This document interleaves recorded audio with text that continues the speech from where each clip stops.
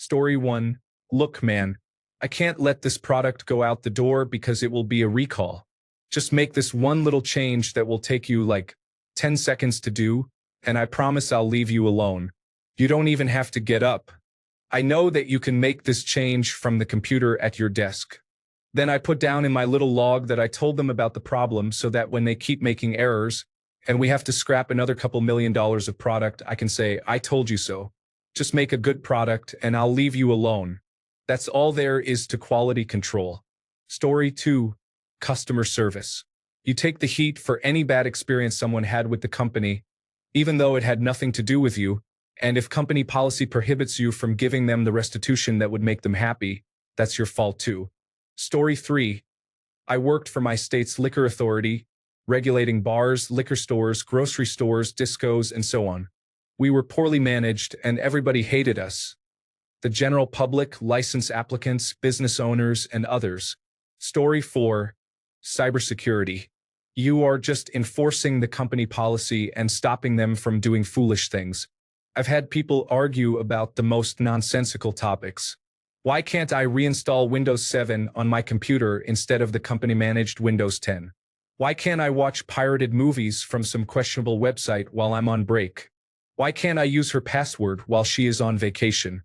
Why can't I store critical company data in my personal cloud account or on my personal devices? Story 5. 90% of the time, it was a thankless and underpaid job. The vast majority of customers do not want to be there, hate the fact that they have to spend money on their neglected cars that they absolutely abuse and do not take care of, think that you are ripping them off, always scrutinizing you, want their vehicles fixed immediately, and think you're just a dirty grease monkey that couldn't do any better. Leaving the trade and going into the heavy-duty world was the best thing I ever did. Now I work on automotive projects at home in my own garage on my own schedule and can pick and choose who I do work for and what I work on. Story 6. Emergency room nurse.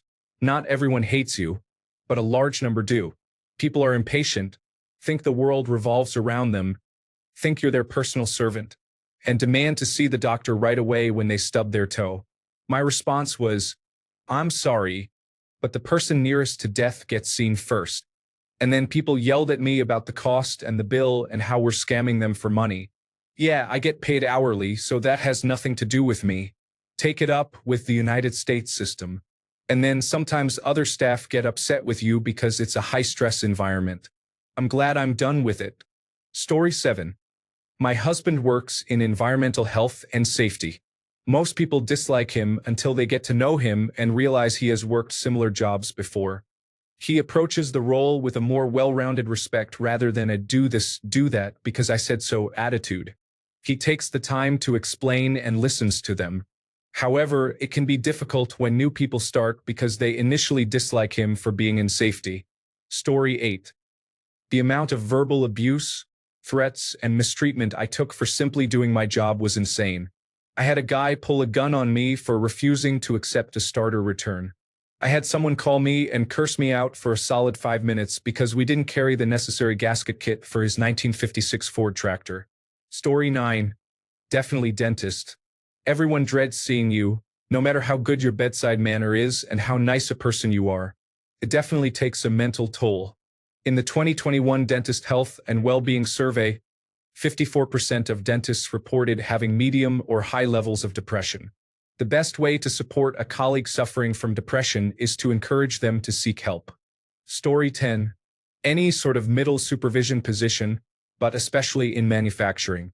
You are constantly tasked with pushing down unrealistic upper management directives and pushing up unrealistic shop floor requests. The best you can hope for is for both sides to be just slightly annoyed with you. Story 11. FedEx delivery driver. Everyone always complains about their packages, but honestly, most of the time they get loaded into our trucks broken. The system, like the mechanical system that carries packages, is often what will break a package and not the driver. Additionally, the people who package your items in the first place should use a lot more care. I don't know how many times something has broken because the people who packaged the item didn't use any insulation and just threw it in a box. Story 12. Being a police officer, I've literally gotten dispatched to people's homes because their neighbor hears someone getting domestically abused. I knock on the door and notice that the wife has a black eye and a bloody lip. I arrest the husband, and then the wife proceeds to attack me for arresting her husband. The wife gets arrested, and social services are called for the kids. Then in court, they argue that they wouldn't have been arrested if the neighbors had just minded their own business. Then they release the husband, and the wife goes back to getting beaten. We go back the following month, and the cycle repeats. I've also walked into businesses just to do community interactions, and people are always like, "Is someone in trouble? Or is everything good?" I'm just like, not every interaction with a police officer has to be a negative one. We're humans also, and it's nice to just interact with people in a positive way. Story 13.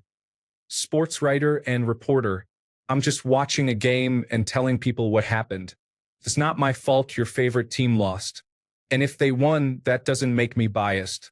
I mean, what do you people want from me? I got out of that lousy business long ago because people can be difficult. Story 14. Health inspector.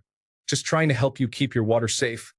But I've heard you people have to find things wrong to justify your paycheck numerous times.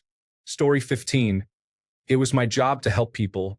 Yet they acted like I caused their problem and as if I wasn't even trying to fix it. I got yelled at and verbally abused daily. After 13 years, I decided to leave and will never go back.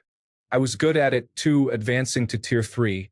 But the more complicated the problem, the more abuse I took, and it followed me home at the end of the day. The pay wasn't worth it. I'd rather work at McDonald's. Story 16. Rodent eradicator at a cemetery. Chipmunks burrowing under the headstones, causing them to tip over and break. The city paid me minimum wage to camp out with my BB rifle and eliminate the furry problems. Story 17. My current career is a teacher. My district is challenging. It's honestly more the adults that make my life difficult. My students are great. I enjoy doing what I do, but it's tough when the district board thinks that we're overpaid, do nothing, and teach students about sexual orientation, sex, abortions, and all things related to lesbian, gay, bisexual, transgender, and queer. I saved the best for last. The parents in the community and the board president have no problem calling teachers groomers. Yes, groomers. Also, parents have told me that I am interested in having sex with their daughters because men don't typically enter the field of teaching who look as young as I do. Ma'am, I just want your child to be able to read and write properly for their future. Story 18. I worked in quality for an automotive assembly line. I would have to go out and make sure people were following their process, and certain items like seatbelts and airbags were being handled correctly, along with other tasks. I dealt with the customer and suppliers, and it was a terrible job. Everything was a fight, and my leadership never backed me up, so I slowly stopped caring. Story 19. I was doing a job in a hotel during COVID where people coming into the country had to stay in the hotel until their COVID test came back clear. My country's citizens could fast-track it a bit by doing something, can't remember what. But we were the go-between for whoever made the call. Of course, it's our fault when their appeal gets declined.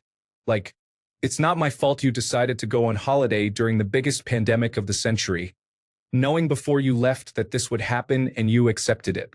Story 20. Listen, I don't make the rules that under 16s aren't allowed in the hot tub, sauna, or steam room. It's not my fault you can't dive into a pool with a depth of 1.2 meters. Story 21.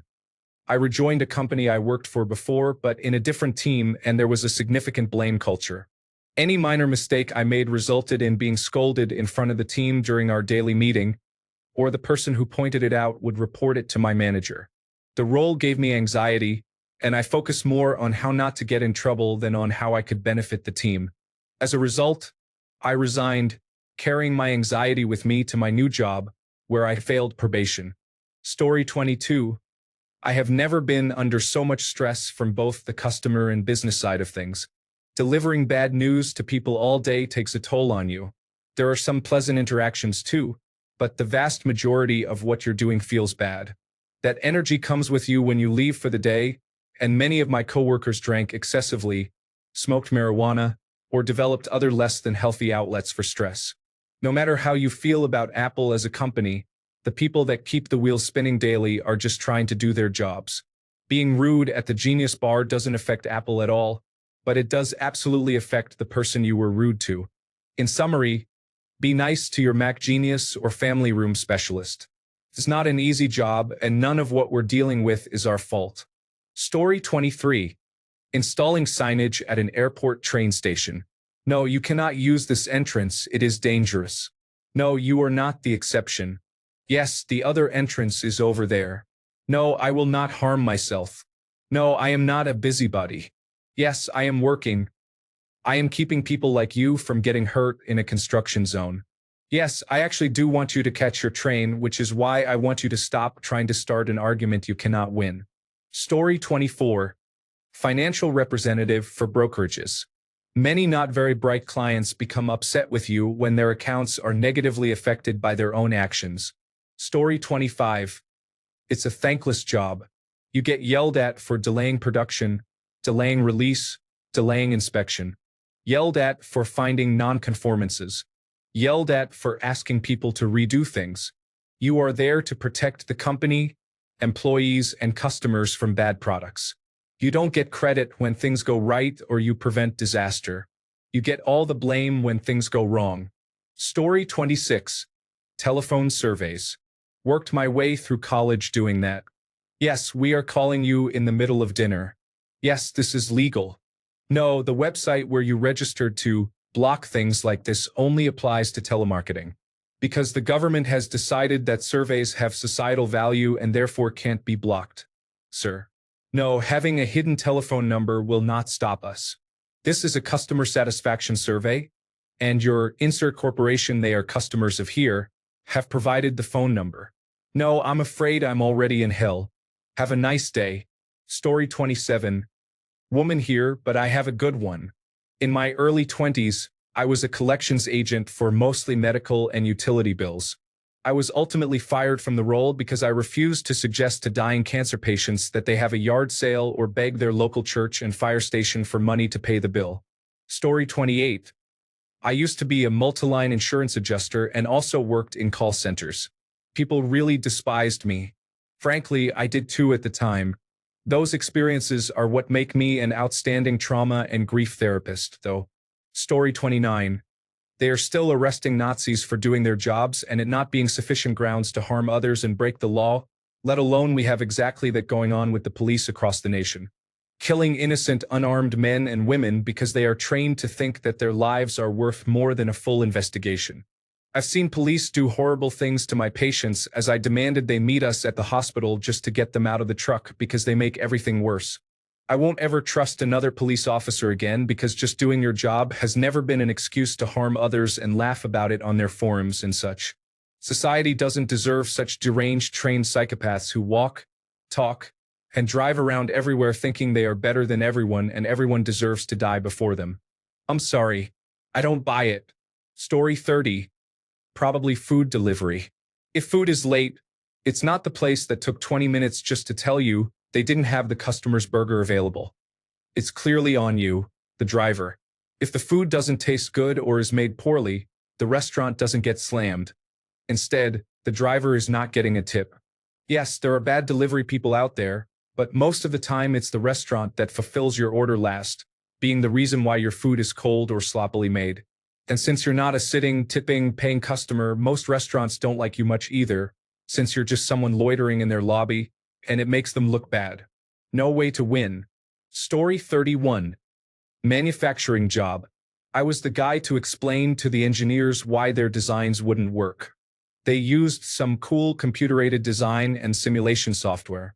I had to tell them simple stuff like, there aren't enough joints in a human wrist to get a ratchet on that nut. I finished high school and made $48,000. They had master's degrees and made $80,000 to $140,000.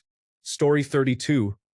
Being an analyst at customer-facing companies, we are usually responsible for causing price increases. At more sales and customer service-oriented companies, we are responsible for heavily monitoring performance and getting people fired. Story 33. Quality control. It turns out that when numbers are the only thing upper management and corporate care about, quality goes out the window, and no amount of auditing will change that. Story 34. The quality department was hated where I was working. It's their job to ensure that every product is okay. To be honest, if a client complained about a product, then it is the quality department that is going to take the blame, not production. Story 35, College Bookstore Sales Associate. They don't really hate me, but they hate buying textbooks. I know you're mad that textbooks are incredibly expensive. I know you're mad you bought a book for $200 and can only sell it back for $50. We know you're mad that the textbook's publisher changed 5 words in a book and then released it as a new edition, making the previous one worthless. All valid complaints, but it's not the bookstore's fault. The college's various departments are the ones who tell us what books to carry. They're the ones who tell us to switch to a new edition with barely anything new in it. The publishers are the ones who set the ridiculous prices, and we have to raise the book's prices at least a little if we want to make any profit. And you can't imagine how frustrating it is when we buy hundreds of a certain book back from students for a reasonable price, then get told last minute by the departments that they've decided to switch books, meaning we just paid hundreds of dollars for used books that are now worthless to us.